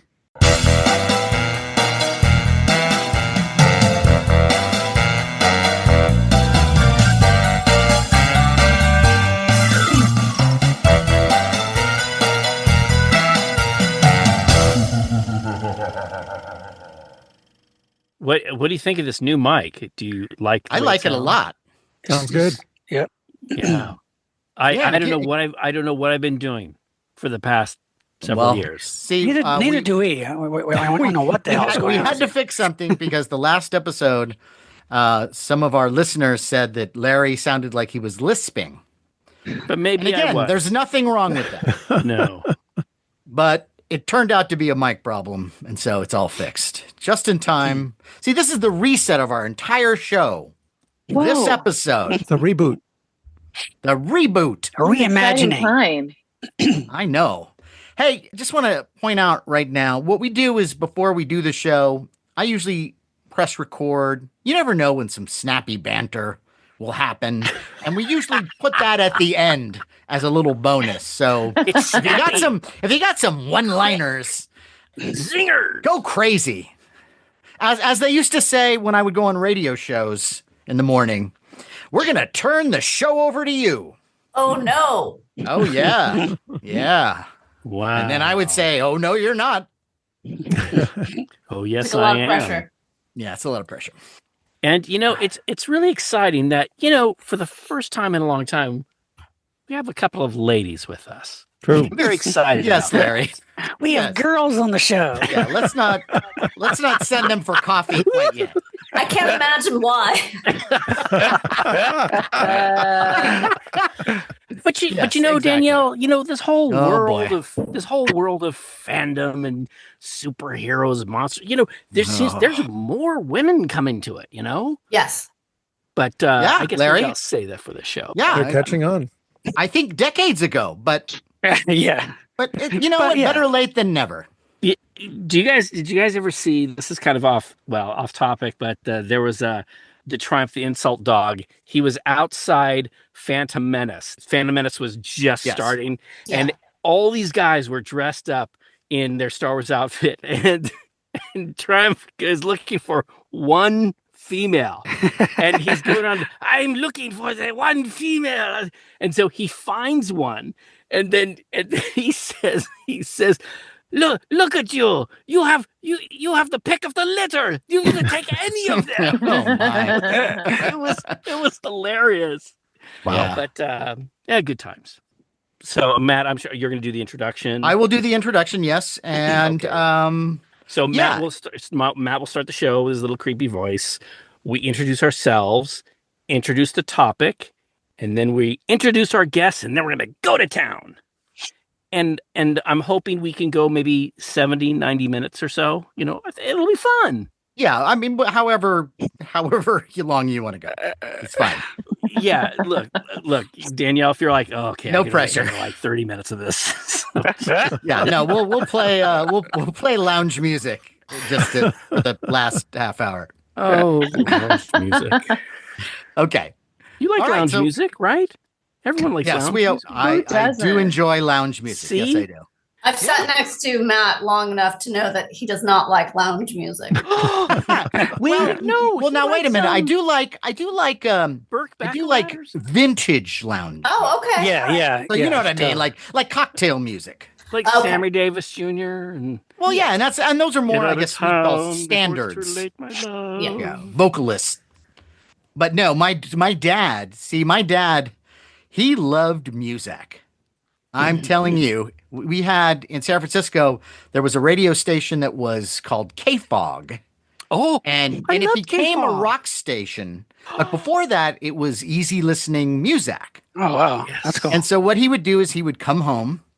He would, after a hard day of whatever, and he would get some Triscuits out, and he would get some salami and some cheese, Some bugles. some bugles, and then he would have a little snack with a Manhattan or two. And then he would, That's pretty good. yeah, That's the life of Wiley it right sounds there. good, right? It sounds like Yeah. a little at-home vacation. And he Yeah. would lie on our couch in the living room and listen to KFOG. KFOG, beautiful music. And the world would go away. So if only I had Especially something like you. that. Yeah. Exactly. Specifically me. Yes. Yeah. Oh, Especially good at that times. time. Like, oh my God. Can you just go away until you're in your 40s? You guys remember back in the days when the old radio guys who like a host of a show, they'd actually read for a commercial.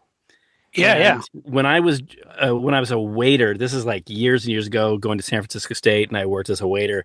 I'm driving back home at like 1 a.m, and I'm listening to, let's say, the classical music station, and Scott Beach, who had this big deep voice, he would read these commercials, and the one I love is the one about the beer, and he goes, "And if you burp, well, good for you." This is very funny. They don't write copy like that anymore. No, Really they don't. They don't. You got to farm out for that. Okay. All right. Well, I'm laughed out, so let's go right into the show. I'm gonna go grab an allergy pill because my son's room is not that clean. It turns out I'm getting scratchy. I'll be right back. We're gonna take a moment. Matt will take a moment. Yeah. So she can get her pill. Chris, is this okay for you? Or are you Yeah, enjoying I'm yourself? fine. Okay. I don't need an allergy pill. I'm not in her son's room. Hey, Chris, Is there you're doing anything we great. can virtually get you? I don't Chris, you're doing I don't know how to great. do it, but Nice you. job. Yeah. Thank you. I'm sorry Yeah, that this my is cool. kids didn't like Star Wars. Guys. No. Don't be hey, mad. no. It's interesting. I like Chris, got to call it like you see it. It's interesting. Oh, they were what too a young world for would be it. like. Every kid likes Star Wars. No, it's Well, I Star mean- Wars now is also not really all that exciting. Well, that's why I wanted to kind of put out when Danielle comes back, how it's kind of almost Okay, turned yeah. around now. Yeah. Well, But I think they're also, it's like I've sort of realized, because I've tried to show them stuff that like was meaningful, like my sort of Star Wars was the jerk, like Yeah, and, right. that was the your thing that I Star tried Wars. is trying to show them like things that I'm so sort of passionate about and nostalgic, and that like made me want to go do the things I came Sure. to Hollywood to try to do. And Right. it's like, yeah, this isn't for them. Like Right, yeah. it's not supposed to be, like they're supposed to find their own stuff. Right. All right. Right. Danielle's Two. back, so we're gonna start. Oh, we just said so much good stuff. Oh, man. Hey, Yeah. here we go. Excelsior. She laughed. She knew what you were talking about. I know. She does. See, Danielle, you're in the know. You're in the know. You Well, I was going to around- say the reason why I brought up Deadpool 3 was because, a few like inside things happened during that. And I was so proud of myself and got that nerd pride for getting the thing. Yeah? And You got- I they got the in felt it joke. inside me. I was like, oh, I am lame. Like, I'm really a nerd. Like, I'm so proud of myself for getting this.